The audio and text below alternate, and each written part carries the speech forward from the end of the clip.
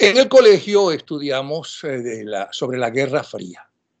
Aparentemente, con la caída del muro de Berlín y sus consecuencias, se acabó la Guerra Fría entre Rusia y los Estados Unidos, que evidentemente, para bien y para mal, afectó a todo el mundo, inclusive a nosotros, evidentemente. Es una guerra sobre ideas políticas predominantes entre el comunismo y el capitalismo, era fundamental, y una guerra militar. Estamos viviendo una nueva guerra fría, pero diferente. La guerra fría ya no es entre la Unión Soviética o hoy en día Rusia y los Estados Unidos, sino entre China y los Estados Unidos, y nos afecta a todos. Y no es una guerra donde la ideología es lo fundamental, sino la economía, apoderarse del comercio dada la globalización. Sobre esto, o un aspecto de esto, escribe en su más reciente trabajo el economista, empresario, catedrático y político y expresidente de Venezuela, lamentablemente por 3 días nada más, y expresidente de Fede Cámaras, don Pedro Carmona Estanga. ¿Quién mejor que él entonces, como economista, empresario, catedrático, expresidente de Fede Cámaras, para que nos explique qué es lo que está pasando y qué se puede hacer para normalizar, pero de verdad, verdad, no eso que han inventado ahora de la nueva normalidad, ¿no? De verdad, verdad, una vez que pase la pandemia al mundo y que nos afecte esa nueva realidad. Bienvenido, don Pedro. Muchas gracias, Napoleón, por este espacio y por tu invitación. Y efectivamente creo que es un tema del cual hay que ocuparse, hay que reflexionar, hay que monitorear, porque sin duda es un tema que afecta a todo el planeta. En primer lugar, el origen, por lo menos planteado por el gobierno de los Estados Unidos, para aplicar medidas de neoproteccionismo contra China fue el déficit comercial pronunciado que existe entre los dos países en detrimento de los Estados Unidos y en favor de China. Yo pienso, y así lo expreso pues también en este artículo que comentas, que la guerra comercial y el proteccionismo pueden tener efectos de corto plazo que balanceen o corrijan la situación, pero que en el mediano plazo alteran lo que se llaman las cadenas globales de valor que se han construido a nivel mundial, buscando pues una mayor eficiencia, es decir, la relocalización de producciones que ha ocurrido en el mundo. Hoy en día no se puede hablar de productos made in USA o made in China o made in Corea, porque hay realmente productos made in the world, hechos en el mundo. Y efectivamente una de las expresiones del fenómeno de la globalización ha sido la globalización de la producción. Hoy en día, por ejemplo, un avión 787 producido por Boeing de Estados Unidos tiene componentes de 60 países. No se puede pensar ya en aquel concepto de la integración vertical, donde, por ejemplo, un vehículo Ford del pasado era hecho 100% en Estados Unidos. Hoy hay plantas probablemente de Ford o de General Motors en distintos países y por supuesto que agregan valor, como ha ocurrido, por ejemplo, con la industria automotriz mexicana. México es hoy el 4º país productor de automóviles del mundo, ¿no? Y obviamente un 60% promedio es de valor agregado de productos hechos en México. En el caso de las marcas americanas, 40% proviene de los Estados Unidos, ¿no? Entonces, aplicar, digamos, medidas de proteccionismo puede corregir aparentemente o en el corto plazo la situación, pero rompe las cadenas globales de valor y encarece productos también hacia el consumidor de los Estados Unidos. No estoy en desacuerdo que se busque la equidad, nunca, por supuesto, una balanza comercial 100% equilibrada, ¿no? Pero además, comento en el artículo, Napoleón, que las cifras pueden ser también engañosas, ¿no? Cuando se dice hay un déficit comercial de 500 mil millones de dólares en favor de China, también hay que mirar que las estadísticas falsean un poco la realidad. Es decir, pongo el ejemplo de un producto Apple, ¿no?, que dice Made in China, y resulta que tiene el conocimiento hecho en el Silicon Valley de California y el marketing, que son las dos puntas de la cadena más rentables, que son de la empresa Apple de Estados Unidos. Que se manufacture o se termine en otro país, pongamos el caso de que hablamos de China, no es lo que más agrega valor. Desde luego, pues repito, que hay allí una concepción, por eso la Organización Mundial del Comercio está buscando que las estadísticas midan más el valor agregado y no el valor bruto, porque hay dobles contabilizaciones, lo que no es que corrija totalmente ese concepto del déficit comercial entre Estados Unidos y China, pero sí lo modera sustancialmente. Y el otro aspecto que considero importante es que los países tienen que mirar la balanza de pagos, ¿no?, sin entrar en muchas consideraciones económicas, porque lo importante es que nos entiendan un poco el mensaje. La balanza de pagos de un país está conformada por dos grandes cuentas. Para empezar, la balanza de pagos es la contabilidad nacional de un país, de todas las transacciones que realiza una nación con el exterior. Entonces, hay dos grandes cuentas en esa contabilidad nacional, la balanza de pagos que llevan los bancos centrales, que son ingresos y egresos, pero una es la cuenta corriente y otra la cuenta de capital. La cuenta corriente mide, entre otras cosas, la balanza comercial, exportaciones menos importaciones y otros rubros. Por ejemplo, también ahí entran remesas, etc. Y la cuenta de capital mide la inversión extranjera directa, el endeudamiento. Hay créditos y débitos en la balanza de pagos.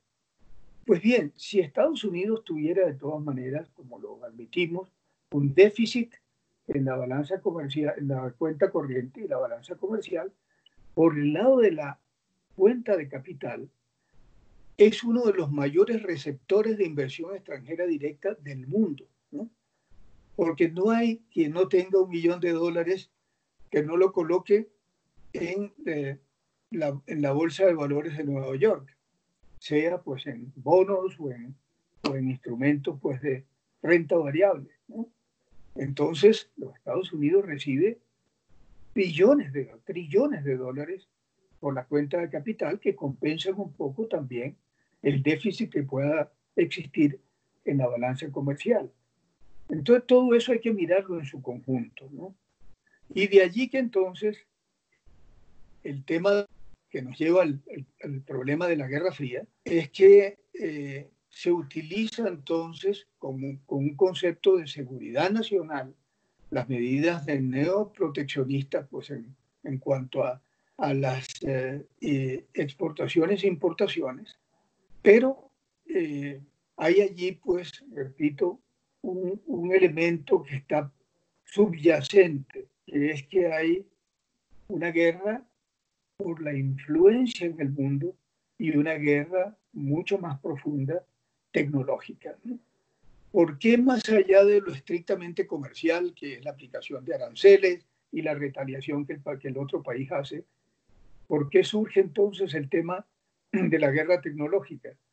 Pues claramente porque ambos países están en la lucha, en la carrera por las nuevas tecnologías, por ejemplo, todo el tema de las tecnologías 5.0, en donde, y en la inteligencia artificial, en donde luciría que China ha tomado una cierta delantera. Entonces, yo veo claramente que los Estados Unidos deba proteger la propiedad intelectual, es decir, todo aquello que significa el respeto de los derechos de propiedad, los asociados al conocimiento, y que los cuide. Pero en lo subyacente que decía, es probablemente el poner también trabas y palos en la rueda a esa delantera que parece llevar China en algunos aspectos. Yo quisiera aclarar, porque nos está escuchando, la mayoría de nosotros no sabemos nada de economía, ¿no? Empezando por mí, que primero Estados Unidos sigue siendo la primera potencia mundial. Sí. Uh-huh. De hecho, ya no hay, como había antes, un enfrentamiento de dos potencias poderosas y en muchas cosas de igual fuerza como era la Unión Soviética y los Estados Unidos. La Unión Soviética se vino abajo, el comunismo fracasó en la Unión Soviética y en sus países que ellos manejaban desde el final de la Segunda Guerra Mundial, en esos acuerdos de Yalta en que los vencedores se dividieron el mundo. Nosotros estamos bajo la influencia norteamericana, los europeos, la mitad de Europa con la influencia norteamericana y la otra mitad con la rusa. Eso se vino abajo y Rusia, con ese fracaso, no solamente perdió la influencia y la imposición de gobiernos dictatoriales en los países que ellos tenían bajo su protección, sino que además no se quedó como segunda potencia mundial. Empezó a aparecer primero con los primeros acuerdos que logró, que fue un triunfo para la paz y mundial de Ronald Reagan, ¿no? Luego vino Jimmy Carter, que entonces diplomáticamente ya fueron China y los Estados Unidos tuvieron consulados, embajadas y demás. Pero la China creció mucho más rápidamente de lo que pensó Occidente, y la China y los Estados Unidos le está pasando lo que le pasó al Imperio Británico, por citar el penúltimo imperio, el último los Estados Unidos, lo que le debe haber pasado al Imperio Romano, al Imperio Español, en sus diferentes épocas. Y no se acostumbran a darse cuenta de que puede haber otro país, y en este caso China, que ocupe su lugar. Parece que están abriendo los ojos ahora, pero mientras China tiene una política de expansión y de apoyo a países asiáticos, a Europa, por ejemplo, lo que invirtió o está invirtiendo en Italia y a América Latina, entre otros países con Venezuela, supuestamente ayudándolos solamente en tecnología y comprándole la materia prima, supuestamente porque eso en una segunda etapa es la parte ideológica, evidentemente, se está convirtiendo en una influencia mayor que los mismísimos Estados Unidos y está debilitando a un país cuya política de este presidente es primero Estados Unidos, ¿no? Y da la impresión que, espero que sea falsa esa impresión, pero ha sido denunciado, que se lleva mejor con Rusia o con este tipo de dictadores que con sus aliados de toda la vida, como Alemania, en general con los países europeos. Y eso es muy peligroso. ¿Qué opina usted de eso? Claro, mira, lo primero que hay que decir con absoluta claridad es que hay un cambio en las realidades de la economía mundial y de la geopolítica en cierta forma, ¿no? Occidente, que es Europa, afortunadamente, como acabas de decir, recientemente tomó unos acuerdos muy positivos de inyectar 750.000 millones de euros para la reactivación de la economía europea, de la Unión Europea en la pospandemia.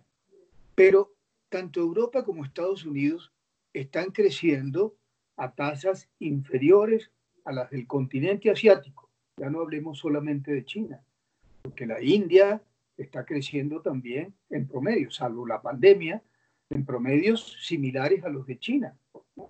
Y los países que se llaman de ASEAN, que es la Asociación de Países del Sudeste Asiático, donde están Singapur, Vietnam, Malasia y todos los demás, son 10 países, también están creciendo, como lo ha hecho también Corea en una forma milagrosa que se convirtió en una potencia mundial, industrial y tecnológica en apenas 50 años, ¿no? Corea del Sur. Corea del Sur, desde luego, ¿no? Entonces, el péndulo se está moviendo de occidente hacia oriente. Es una realidad, con tasas de crecimiento muy superiores. Y algunos analistas señalan que si se mantuviera, pasada la pandemia, un diferencial de tasas de crecimiento del 6 o 7%, China, India y los países que mencioné del sudeste asiático, mientras que Estados Unidos y Europa al 1 y pico o 2%, en el 2050 China puede duplicar el tamaño económico de los Estados Unidos, ¿no? Puede ser 2 veces la economía de los Estados Unidos. Y otros dicen que India, que tiene otra serie de problemas sociales, en fin, culturales, que a veces frenan su desarrollo. Sin embargo, manteniendo esas premisas de crecimiento, India puede ser también en el 2050 del tamaño de Estados Unidos. El 40% del comercio mundial cruza las aguas del Pacífico, ¿no? Es una realidad que preocupe, desde luego. Yo sí creo que Occidente pues tiene que procurar no perder pues gravitación en el mundo, tanto económica como geopolítica. Pero lo que no podemos es tapar el sol con un dedo y, por supuesto, nuestros países latinoamericanos tienen que relacionarse también mucho más profundamente con Oriente, que es el continente del presente y del futuro, sin dejar de reconocer nuestras relaciones tradicionales pues, con Europa y con Estados Unidos, ¿no? Pero desde el punto de vista estratégico hay que mirar mucho más hacia Oriente, ¿no? De manera que frente a eso hay realidades que son verdaderamente espectaculares, desconcertantes, ¿no? En términos de lo que puede ser el mundo en el año 2050. Eso es mañana. Pero mucha gente se preguntará, primero, ¿por qué Estados Unidos, Europa, en primer lugar, que son los más desarrollados, y los países de Centro y Suramérica no se han desarrollado con la misma rapidez o de la misma forma que India o que China, por ejemplo, o la misma Rusia, porque no se ha desarrollado como India? Y segundo, ¿por qué durante todo este tiempo no le ha convenido más esa mano de obra que tanto se criticó, la maquila que tanto se criticó y que desarrolló China, ¿no? Y que le dio a China, por cierto, al trabajador chino ya no se moría en las calles todas las mañanas, como recogían los cadáveres todas las mañanas en las grandes ciudades por el frío y por el hambre, sino que ahora hay hasta millonarios en China. Esas dos preguntas, ¿cuáles son las respuestas? ¿Usted las tiene? ¿Por qué no llevaron las empresas? ¿Por qué las empresas norteamericanas no fueron a buscar los trabajadores en el continente americano? Con lo cual, por cierto, al haber más trabajo y al tener trabajadores que puedan realmente gastar en comida, en vestidos y demás, los productos que estaban haciendo norteamericanos y locales, pues ganaba el comercio norteamericano. Claro. Lo primero es, salvo aquellos proyectos de la época de Kennedy, de la Alianza para el Progreso, no ha habido después una visión suficientemente clara, sistémica de las relaciones con América Latina. Ahora, algunos mencionan que podría haber inversiones que estaban estadounidenses que estaban localizadas en China que podrían orientarse un poco más hacia el continente, el subcontinente latinoamericano. Trump lo pidió, Trump lo anunció. Exacto. Dijo que, Entonces, o amenazó, como él suele hablar, Trump amenazó con eso y ojalá lo cumpla. Eso sería evidentemente bueno. Pero nunca se ha visto, salvo, repito, en esas épocas en que se habló de la Alianza para el Progreso, de un plan sistemático, continuo, coherente, de una relación profunda. Se dio efectivamente, y en términos muy positivos, en el marco del llamado NAFTA, que ahora se va a llamar USMCA, el Tratado de Libre Comercio de América del Norte, revisado durante la administración Trump. Pero México, sin duda, se convirtió en un país exportador, exporta mucho más que Brasil, por ejemplo, ¿no? La economía brasileña es en términos de Producto Interno Bruto un poco más grande que México, pero México es un país con un coeficiente de comercio exterior, exportaciones e importaciones mucho más grande que el de Brasil. Y quizá los dos vecinos de Estados Unidos, Canadá y México, tienen pues la fortuna de estar al lado de ese gran mercado, pero a la vez de tener una dependencia muy alta. Tanto Canadá como México dependen del mercado de los Estados Unidos en un 80% de sus exportaciones, lo que significa también una vulnerabilidad. De allí que de alguna forma pues tratan de diversificar un poco ese comercio, que no será tan fácil de lograr. Ahora, ¿por qué, preguntabas tú, los asiáticos han logrado tasas de crecimiento, que se llama tasas de crecimiento asiáticas, ¿no? ¿Y por qué los latinoamericanos no? En primer lugar, bueno, por nuestra condición de productores predominantes, salvo México, por ejemplo, en algo Brasil, productores de commodities, de materias primas y de productos básicos, ¿no? Condición que no hemos cambiado sustancialmente y no la cambiamos nunca en Venezuela, a pesar de que se estaba haciendo un gran esfuerzo, pues por lo menos en las industrias básicas de Guayana o en la petroquímica, etcétera, tener pues bueno, unos puntos de partida de la diversificación. De aquel lema pues de Usla Pietri del año 36 de sembrar el petróleo, ¿no? Cosa que nos costó mucho. Pero tu pregunta, ¿por qué los asiáticos entonces han logrado? Primero porque algunos de ellos decidieron crecer hacia afuera y luego ir desarrollando su mercado interno, es decir, sustentar parte de su desarrollo en, digamos, una presencia y una penetración de los mercados internacionales mayor. Segundo, porque los latinoamericanos somos muy dados a la retórica, ¿no? Malos en la ejecución, malos en la coherencia, es decir, cada gobierno que llega piensa piensa con el complejo de Adán, de pensar que son los primeros habitantes de la tierra, ¿no? Que hay que cambiar todo lo que que se hizo anteriormente. Pero malos en ejecución y pensando muchas veces que basta con leyes y con decretos para que las cosas se hagan, y no es así. Se requiere capacidad de ejecución. Pero perdón, pero Petróleos de Venezuela demuestra que no somos malos en ejecución. Llegaron unas empresas internacionales que actualizaron y que modernizaron y que hicieron que Venezuela fuera el primer exportador de petróleo en la época de Pérez Jiménez, y luego por las políticas hechas a propósito, porque se consideraba que había que guardar el petróleo para más adelante, bajamos al tercer lugar. Pero una vez que se nacionalizó, seguimos siendo y PDVSA era una de las grandes empresas productoras. A la hora de del deporte, ¿cuántos beisbolistas no son admirados en el mundo entero, incluyendo en los Estados Unidos? Ahí está Dudamel, ahí están las orquestas juveniles, grandes bailarinas de ballet, en fin, ¿por qué en eso sí somos los mejores o estamos entre los mejores? Y usted dice que somos malos en el trabajo. En ejecución. Talento humano hemos tenido y destacado.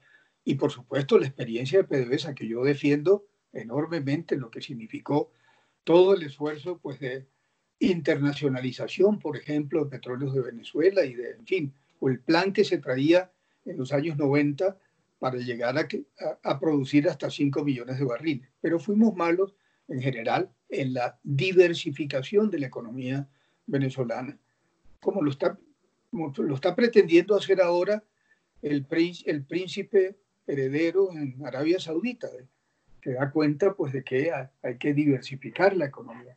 Pero en general, digamos, y no me refiero solo al caso venezolano, sino latinoamericano, arrastramos mucho los pies en nuestros objetivos de desarrollo, decisiones importantes, etc. Pero también en la falta de concreción de esfuerzos, por ejemplo, de integración en América Latina. El potencial de integración que tendría América Latina y de cooperación entre latinoamericanos es inmenso.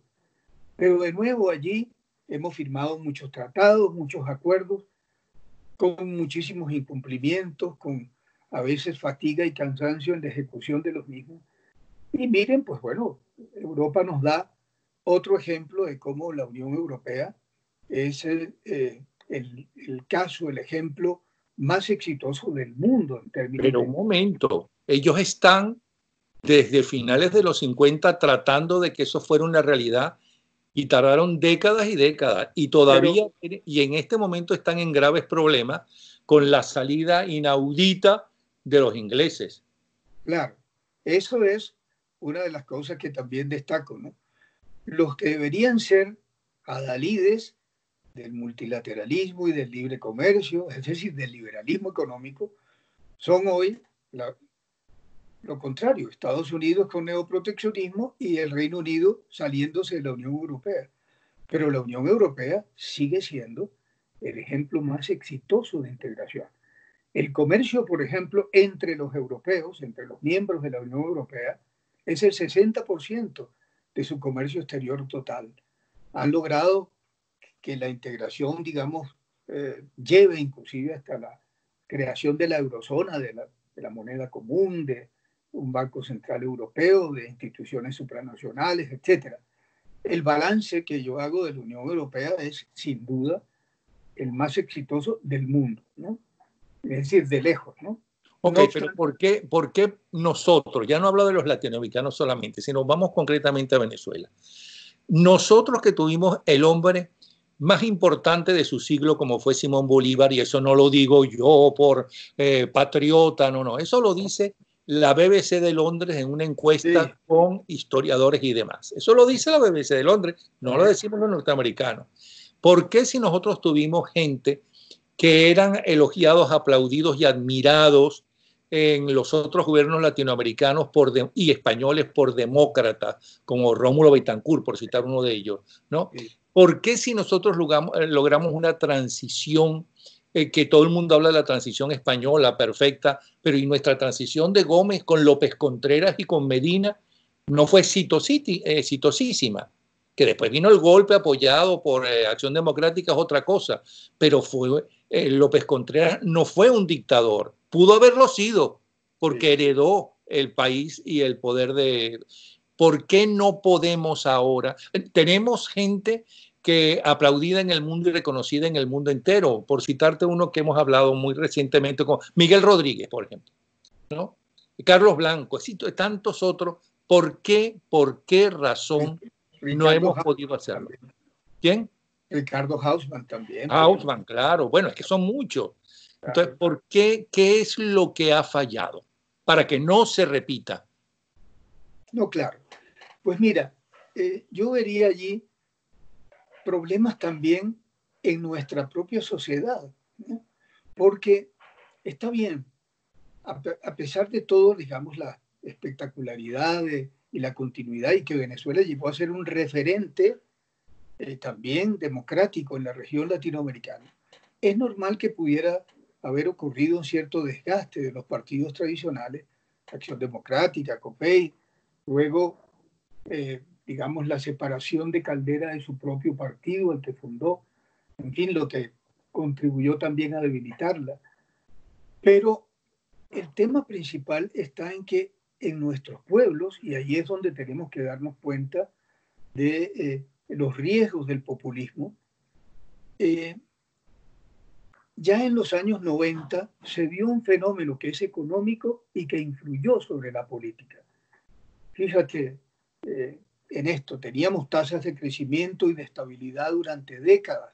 Nuestro signo monetario era tan fuerte como el dólar y como el franco suizo. Eh, la, la, tasa de inflación llegó a ser inferior a la de Estados Unidos. La fortaleza de nuestro signo monetario y de esas tasas de interés significaba que también para los negocios el crédito era abundante y barato, ¿no? Cuando yo era un joven funcionario público, pues pude comprar mi primer apartamento, por ejemplo, con un crédito a 20 años a 7% de interés fijo, ¿no? ¿Quién no podía entonces desarrollarse como clase media que fue una de las bases de nuestra prosperidad, con esos elementos de estabilidad. Pues bueno, mira, en el año ya 82, 83, cuando se produjo la primera devaluación del tipo de cambio es verdad que estaba sobrevaluado, por primera vez se produjo un binomio perverso en la economía venezolana de devaluación e inflación que no conocíamos, ¿no? Eso comenzó a deteriorar la calidad de vida de la clase media venezolana, que era, como decía, pues un pilar fundamental en nuestro país. Y en segundo lugar, comenzó un ciclo de precios bajos de petróleo, ¿no? Recuérdense que cuando llegó Chávez al poder, el petróleo estaba en $8 el barril. A la administración Caldera II le tocó vivir también la crisis bancaria y, por supuesto, los ajustes presupuestarios de un ciclo muy bajo de precios del petróleo. El país entonces sintió un cambio de condiciones de vida al cual no estaba acostumbrado y, como muchas veces ocurre, buscando un cambio, dio el más tremendo salto al vacío que nos pudiéramos imaginar al elegir pues un gobierno no solo populista, sino además de una orientación socialista equivocada que ha llevado al país a esta catástrofe. Entonces, por eso es muy importante que otros países de América Latina que hoy tienen democracias o debilitadas o amenazadas se den cuenta de lo que significa las promesas populistas, ¿no? ¿Cuáles fueron esas promesas? Lo sabemos muy bien. Lucha contra la corrupción, lucha contra la pobreza, las dos banderas que enarboló Chávez en su momento. ¿En dónde estamos? En el país más corrupto del mundo y en el país más pobre a niveles de ni siquiera de Haití. Entonces, ahí es donde la experiencia dura y trágica de Venezuela tiene que ser bien leída y analizada. Y si ustedes también, otro mito, pues en el caso argentino en América Latina, yo digo que Argentina era como un tren de alta velocidad que se descarriló cuando llegó el peronismo al poder y no volvió a ver luz. Argentina llegó a ser la sexta economía del mundo, ¿no? Con un nivel de prosperidad que todavía vemos deslumbrante en los restos pues, de ese pasado esplendor. Entonces, Argentina no volvió a ver luz, ni con gobiernos militares, ni de izquierda, ni de derecha, ni mujeres, ni hombres. Entonces, el populismo también descarriló a la Argentina, ¿no? Y eso puede aplicarse pues, a cualquier otro país de la región en cuanto a los riesgos de experiencias populistas, ¿no? Acá Bueno, mismo, pero ¿hemos aprendido algo de eso o nos va a pasar como Argentina una vez que esta gente salga del poder, no, caiga ya sea a tiros, ya sea como sea? ¿Cómo se llama? Siempre hay posibilidad de mejorar, pero también hay posibilidad de que la cosa sea peor. ¿Ok? claro, Con toda esa gente que hemos tenido y que ya había una democracia, por lo tanto había discusión, por lo tanto se podía hablar, no era un dictador que decidía tal cosa, ¿no? Y a lo mejor resultaban cosas buenas y resultaban otras muy malas, pero no había discusión. ¿Qué pasa? ¿Qué hay que hacer para que Venezuela sea la Venezuela de los años 40, 50, 60, 70 y 80? claro. Lo primero que yo afirmo, y no tengo duda, es que Venezuela no es ni Cuba, ni Nicaragua, ni Bolivia. Venezuela es un país viable, ¿no? Venezuela puede ser recuperada, ¿no? Con esfuerzo, desde luego, y con mucho apoyo de las entidades financieras multilaterales, etcétera. Porque no solo porque tiene los recursos, digamos, minero-energéticos, ¿no? Que tiene, sino porque tiene también talento humano. La peor descapitalización que ha sufrido Venezuela es la del talento humano, ¿no? Por supuesto, en medio de políticas pues, erróneas, equivocadas. Pero perdón, ¿de qué nos sirvió el talento humano en definitiva para salir de la crisis que empezó? Vamos a decir que con el Viernes Negro se empezó a ver, bueno, algo es grave está pasando en el país. ¿De qué sirvió ese talento humano si cuando un presidente, así como Caldera I puso a la gente joven y brillante, más joven que él, a gobernar con él, Lo mismo quiso hacer Carlos Andrés Pérez II, gente brillante, talentosa, que ahora está ocupando puestos importantísimos a lo largo del mundo, ¿no? Y los primeros que lo tumbaron fue su propio partido. O sea, los partidos políticos estaban en contra. Entonces, ¿de qué sirvió todo ese talento? Que sí sirve para que ese talento y el talento más joven, ¿no?, pueda encauzar el país como no lo encauzó en los años 70, 80 y 90, Claro, mientras que los asiáticos sí lo hicieron. claro. Desde luego hay que reconocer también otra cosa que no es que sea algo de imitar, así como decíamos el ejemplo asiático en tasas de crecimiento, en capacidad de ejecución, de transformación, pues ha sido impresionante. También tenemos que ver que muchos de estos países del sudeste asiático, por ejemplo, y en general de Asia, han tenido pues regímenes autoritarios, que no tiene que ser la parte a imitar, porque yo sí creo pues que el desarrollo es posible en democracia, ¿no? Pero la combinación tiene que ser talento humano capacitado y que el país, quiera Dios, se pueda rescatar al menos en un 50% en el día que se produzca un cambio político y económico en el país, más políticas públicas adecuadas. Es decir, por ejemplo, el tema de la competitividad. Fíjate, Napoleón, Venezuela hoy, con el salto atrás progresivo que ha tenido, está de 134 de 141 países que analiza el índice mundial de competitividad del World Economic Forum, ¿no? ¿Y qué es lo que, cuando uno registra y revisa en profundidad ese índice, qué es lo que dice? En políticas públicas, Venezuela está prácticamente de penúltimo. ¿Por qué? Porque las políticas públicas aplicadas por este régimen han sido anticompetitivas.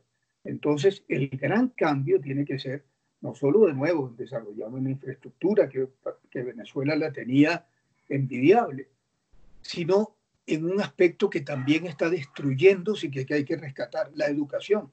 Yo ahora estoy en el sector académico y me doy perfecta cuenta de lo fundamental que es una educación de primera calidad. Los países asiáticos de los que veníamos hablando han descansado en esos niveles de desarrollo también en otro aspecto que es clave, que es educación, ¿no? Hoy en día, por ejemplo, inclusive veamos recursos humanos de la India. En los Estados Unidos, el 30% de los ingenieros del Silicon Valley en California son indios.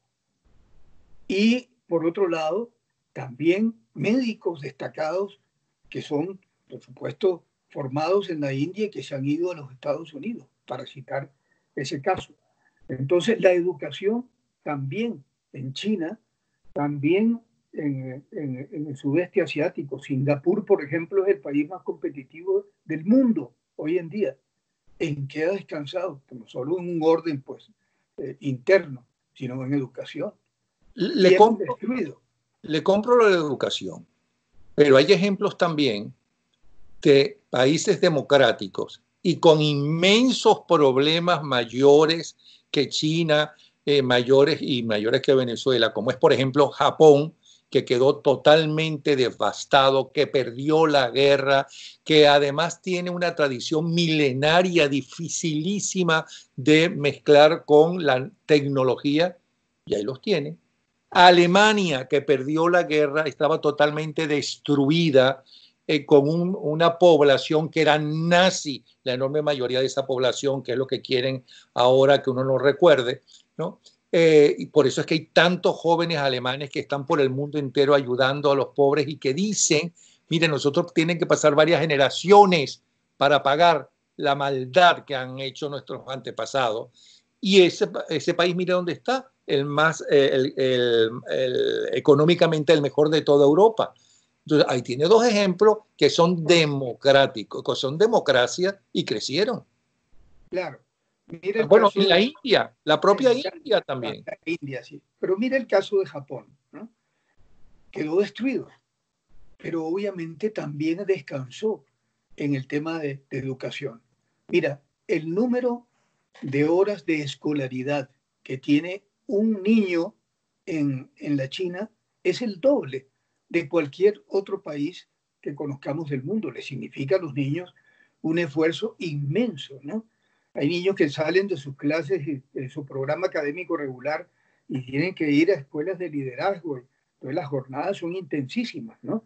Pero en la educación ha sido también un caso importantísimo. En el caso de Alemania, ¿no? Por cierto, Japón es el país que tiene el mayor número de ingenieros per cápita del mundo, ¿no? Entonces, educación también. Alemania, destruida por la guerra y desde luego el plan Marshall y todo lo que significó la recuperación de Europa. Yo personalmente, Napoleón, siendo muy joven, mi primera función internacional diplomática que fue en la misión de Venezuela ante las comunidades europeas, lo que es hoy la Unión Europea. Yo llegué teniendo 23 años de edad, ¿no? En el año 64 a Bruselas, ¿no? Allá, a esa misión interesantísima de ver la gestación de la Unión Europea. Pero ya Europa, 19 años después de terminada la Segunda Guerra Mundial, estaba reconstruida, ¿no? Yo visité Alemania en esos años, y Bélgica, Holanda, todos los países vecinos. ¿Pero por qué? Porque el recurso humano, no obstante las grandes bajas que tuvieron, estaba allí. Y con los recursos propios y del Plan Marshall y de la comunidad internacional, salieron adelante. O sea que la educación es un pivote fundamental. Pero pero los grandes científicos, ¿no?, alemanes se fueron, los que no se fueron a Estados Unidos se fueron a la Unión Soviética. Claro, científicos en el área nuclear, etcétera, muchos tuvieron que salir y los acogieron. Habían sido pues gente que había trabajado con el régimen nazi, pero quedó allí. Y las universidades alemanas, pues bueno, permanecieron, en fin. Pero a donde iba es, nosotros estamos destruyendo, hemos destruido el régimen actual, ha destruido el sistema educativo. Fíjate en este momento cómo han tenido que no solo sobrevivir algunas universidades. El que enseña hoy en Venezuela lo hace por pura vocación. Han salido más de 15.000 profesores universitarios de Venezuela. Las universidades en una crisis profunda no tienen recursos tampoco para la investigación, ni siquiera para mantener algunos programas. Han tenido a veces que recurrir a profesores muy jóvenes sin experiencia. Perdimos allí en el sistema educativo mediocre y politizado, estas universidades bolivarianas, etcétera, y se ha tratado de asfixiar a las universidades nacionales que no se han arrodillado ante el gobierno. Han tratado de conquistarlas, electoralmente no han podido, por la fuerza tampoco. ¿Cómo las han sometido? Por la vía de presupuestos, ¿no? Las han asfixiado.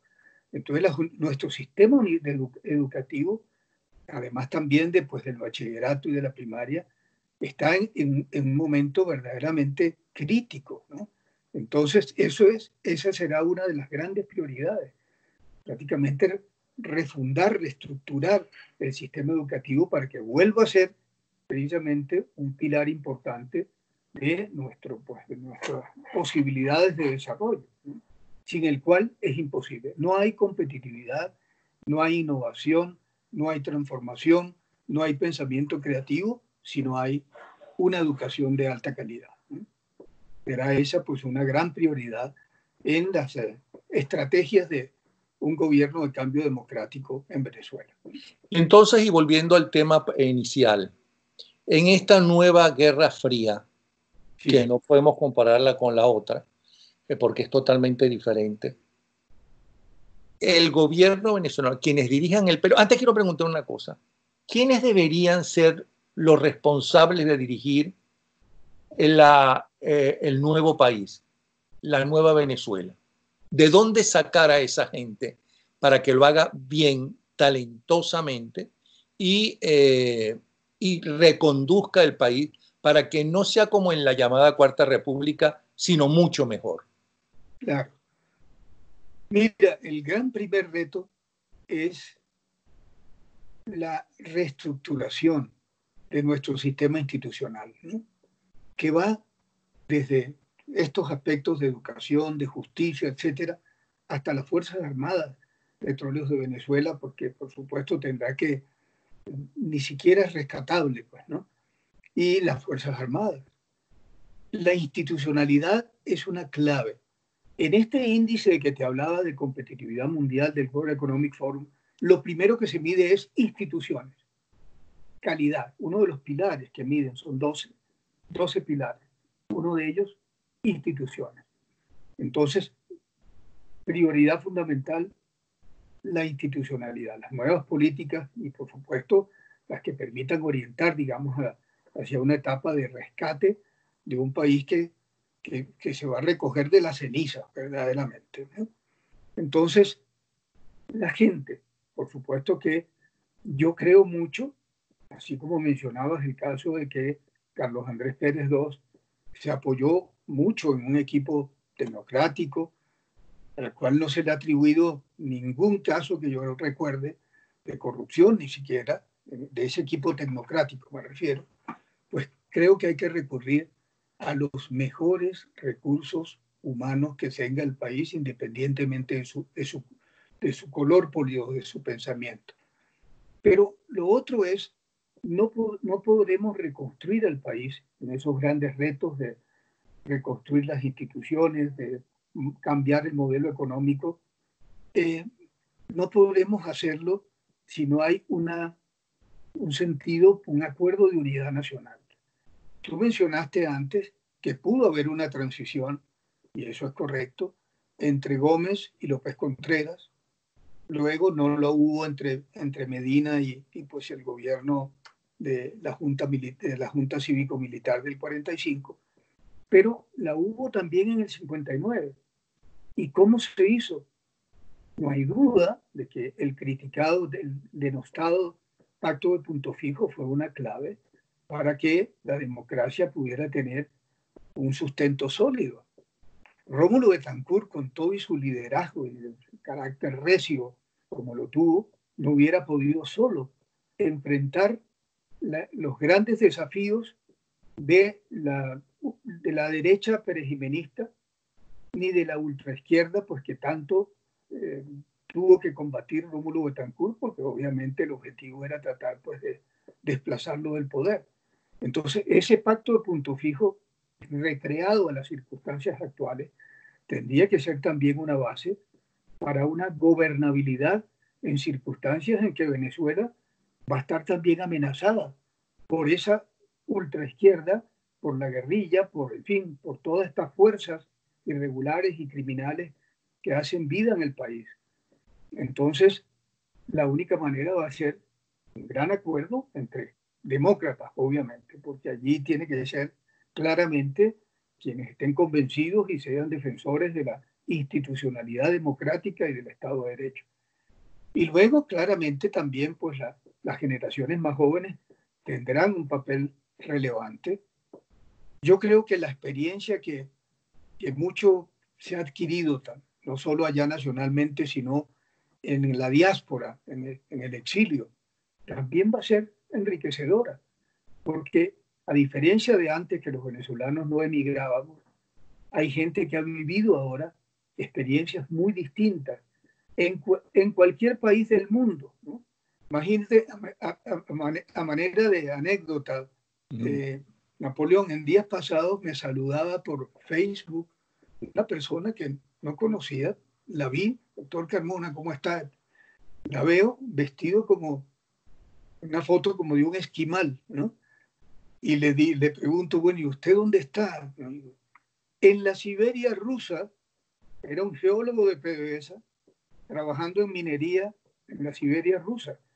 Pero digo, hasta allá ha llegado talento que provino también de ese gran semillero, pues que fue el sector petrolero venezolano, tanto el internacional como el de la propia PDVSA. Y seguro que añorando al paraíso terrenal comparado con la enorme mayoría de los países del mundo que era Venezuela. Claro, por supuesto, claro que sí, eso es así. Entonces, ¿Cómo se llama? Cristóbal Colón tuvo razón cuando lo llamó tierra de gracia sin apenas conocerla. Ahí se convirtió en un adivino, pero bueno. ¿Y usted cree que a pesar de la crisis mundial Sí. tanto de ideología como del liderazgo. Tenemos esa gente nosotros dentro y fuera del país, porque le aseguro que muchísimos de esos que ahora están en puestos importantes, si en Venezuela los llaman para puestos importantes también para reconstruir el país, aunque no sea con el precio que ganan, muchísimos van a regresar. Sí. Porque en Venezuela está su familia, su pasado, su tradición, sus colores, sus olores, sus sabores, y si van a poder vivir en paz tranquilamente y trabajando para reconstruir Venezuela, la mayoría yo creo que regresan. Con que regresara el 50% de los que se han ido al exilio, tendríamos suficiente talento humano y repito, con experiencias enriquecidas en el mundo, en la academia, en fin, en el sector productivo, de servicios, de tantas cosas, para pues asumir ese gran reto de la reconstrucción nacional. Estas vivencias e inclusive, fíjate, pienso, Napoleón, estamos reflexionando aquí juntos en voz alta, ¿no? Pienso que el mismo hecho de haber sufrido un poco, ¿no?, los rigores, en muchos casos, del exilio, de apretarse el cinturón, de valorar también el dinero y el esfuerzo. Tuvimos también épocas de mucho facilismo, ¿no? Pues bueno, también probablemente nos convierta y convierta pues también a los más jóvenes en gente con mucho mayor claridad en cuanto a valores, esfuerzo de trabajo y por supuesto también en la valoración del dinero, ¿no? De lo difícil pues que es construir riqueza, ¿no? Entonces, todas esas experiencias yo creo que van a estar al servicio del país sin lugar a dudas. Ok, pero entonces ya para la última pregunta, antes de terminar el tema del liderazgo. Y el liderazgo empresarial, nuestros empresarios, ¿están dispuestos a vivir y a trabajar y luchar para un mundo donde China va a estar más presente que los mismos Estados Unidos, donde la nueva tecnología no es la que conocieron cuando tenían y triunfaban con sus grandes empresas, y en un país donde si cambia la política paternalista y de que lo importante era recibir el dinero por el petróleo, eh, eso de dar unas prestaciones y unas condiciones para que su empresa no tuviera que competir fuera del país con otras empresas, ¿están preparados para eso? Mira, gracias a la pandemia, ¿no?, he tenido la suerte de poder participar eh, por vía remota, virtual, en algunas de las asambleas de las organizaciones empresariales, gremiales, de las cuales pues yo participé, con industria, Fedecámaras, etcétera. Por cierto, mañana comienza la asamblea anual de Fedecámaras en Venezuela y ahí voy a estar también siguiendo las deliberaciones vía pues online. Pero a pesar de que el aparato productivo venezolano está destruido, ¿no?, cuando yo fui presidente de Conindustria, de la Confederación de Industriales de Venezuela, había 13 a 14 mil empresas industriales productivas en el país. Hoy queda el 20% sobreviviendo. Pero igual ha ocurrido con todo el tejido productivo, comercial, de servicios y agropecuario. Pero aún así, repito, esta suerte que he tenido de poder reencontrarme pues con amigos y dirigentes actuales del sector empresarial y gremial en Venezuela, me hace ver con fundada esperanza, ¿no?, de que lo que desean es precisamente volver a abrir empresas que están virtualmente cerradas, las que no están totalmente pues quebradas, o buscar inclusive con el apoyo en asociación con inversión extranjera, nacional y extranjera, pues bueno, rescatar el tejido productivo venezolano que está pues postrado, que está en verdadera agonía por un modelo equivocado, un modelo totalmente equivocado de haber querido crear un Estado, no solo un Estado empresario, sino un Estado omnipotente, omnipresente, intervencionista y por supuesto con debilitamiento deliberado de la iniciativa privada. Pero además, desde fuera, estoy seguro que con condiciones mínimas de Estado de Derecho y de garantía de contratos. Vimos un pésimo ejemplo con todos los contratos, por ejemplo, de asociación que había hecho PDVSA durante los años 90 con capital extranjero, haber desconocido esos contratos, que ha llevado también a toda esta cantidad de juicios contra el Estado venezolano, pero con un mínimo de garantías y de Estado de Derecho, la inversión extranjera también volverá a fluir hacia Venezuela a ayudar a ese propósito. Desde luego, el sistema bancario nacional está también en agonía, es decir, el tamaño de la banca venezolana sumada puede ser, banca venezolana en su conjunto, puede ser inferior a la de cualquier país pobre de América Latina. Puede ser como el de Bolivia, o como el de Nicaragua, o el de Haití. Entonces, también se requerirá, por supuesto, fortalecer un sistema financiero que sea capaz también de cumplir con su capacidad y su función primordial, que es la de contribuir al financiamiento del desarrollo. Pero tengo esperanzas, ¿eh? Y repito, pues el haberme reencontrado y participado de muchos eventos recientes con las organizaciones gremiales venezolanas, de las que yo fui también partícipe muy activo, pues me hace objetiva y sinceramente mantener esperanzas de que sí es posible contar con un rescate del tejido empresarial venezolano y con los anteriores y muchos nuevos, nacionales y extranjeros, que vean que Venezuela es un país que puede volver a ser un país de oportunidades. Tardará un tiempo. Y hay empresarios que han demostrado que a pesar de todos estos problemas, ¿no? Este régimen les hizo un gran favor en el sentido de que los obligó a luchar fuera del país también. Y ahí tenemos el triunfo y el trabajo de la gente, por ejemplo, de Industrias Polar, que uno ve sus productos en toda América Latina y en buena parte de Europa. Eso no se hubiera logrado si no estuvieran ahogados y tuvieran que de alguna forma sobrevivir. Hay una planta, por cierto, importante de Polar aquí en las afueras de Bogotá. Bueno, en Tocancipá. Estábamos en un supermercado de estas famosas cadenas aquí y entonces estábamos comprando, como siempre, harina pan. Detrás de nosotros en la fila había un matrimonio y un hijo, y él dijo: mira, esos señores están comprando nuestra harina, la harina pan. Y el padre le dice: esa lo hay en Colombia y está una empresa en Colombia, pero esa es venezolana. Sí, claro. Así. Esto lo vivimos nosotros y nos sentimos casi cantamos el Gloria al Parado Pueblo. Yo soy verdaderamente, yo soy en ese sentido un gran admirador de la capacidad de lucha y de resiliencia que ha tenido Empresas Polar y Lorenzo Mendoza, desde luego, a su cabeza. Pero además porque la labor que han hecho con sus trabajadores, con la Fundación Polar, con las condiciones de vida y el apoyo pues, a la calidad de vida de sus trabajadores, ha convertido a los trabajadores en defensores de cualquier intento de expropiación total de Empresas Polar, ¿no?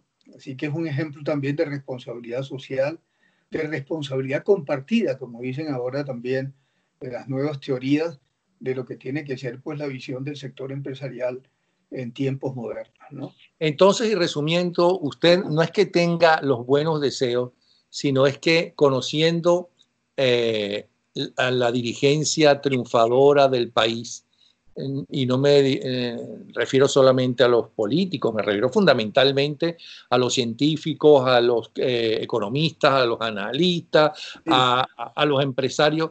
¿Usted cree que el país puede emerger y ser líder como lo era de América en América, a uno de los más importantes líderes, y enfrentarse y con éxito a esta nueva guerra fría que está viviendo el mundo, con China subiendo y amenazando que muy pronto, posiblemente en el 2050, dicen, se convertirá en la primera potencia mundial? antes, en el 2030, pero puede ser en el 2050 mucho más grande que Estados Unidos. Pero sí tengo confianza, Napoleón. Yo tengo absoluta convicción, y no es un decir, no es por generar pues un ambiente pues de esperanzas que no tenga bases, de que Venezuela es un país que puede ser rescatado, salir adelante. Tomará tiempo, bueno, retomar la posición de la cual pues partimos en el año 99 con este pues régimen depredador, pero sí tengo absoluta convicción de que Venezuela puede ser. Y lo hablo también con dirigentes, por ejemplo, acá en Colombia, que dicen, el día que haya un cambio en Venezuela, el mundo se va a volcar también hacia el rescate y renacer de Venezuela como un país pues, que tiene que ocupar posiciones de vanguardia y no de retaguardia mundial como está ocurriendo, ¿no? Entonces, tengo la esperanza, la fe y la convicción de que un cambio de políticas, un cambio de modelo, pues sí puede llevar a Venezuela hacia éxitos importantes. Y no sin antes decir, con respecto al punto de partida de nuestra conversación, siempre son conversaciones fluidas, pues gratas, en las que pues ambos tenemos que sobre la marcha pues refrescar y construir algunas ideas.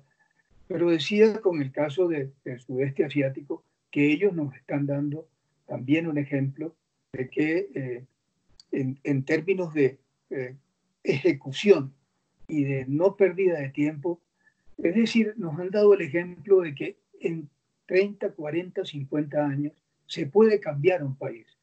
Por ejemplo, Malasia, que es uno de los países de la ASEAN, era en el año 80, ayer, un país de analfabetas y de cultivadores de palma africana. Asumió un plan que llamó Malasia 2020, 2020 este año, ¿no? Y el lema fue hacer de la educación una obsesión y visión de largo plazo. Y miren la transformación que ha sufrido el país de los analfabetas y de cultivadores de palma africana. Es un país emergente, ¿no? Entonces los países se pueden cambiar en poco tiempo, pero sí requiere esta pues sumatoria de voluntades de que hablaba, para el caso de Venezuela, y unas políticas que sean, digamos, políticas públicas adecuadas que favorezcan también esos objetivos de saltos al desarrollo y a la calidad de vida de los pueblos, ¿no? Constatar hoy que Venezuela esté y nuestros compatriotas, ¿no? en el estado de penuria en que se encuentran es algo injustificable, inexplicable, censurable, que será un caso de estudio para la historia, cómo se pudo destruir a un país como Venezuela en 20 años, ¿no? Así que todo esto pues son reflexiones que quedan para que las sigamos pues elaborando, ¿no?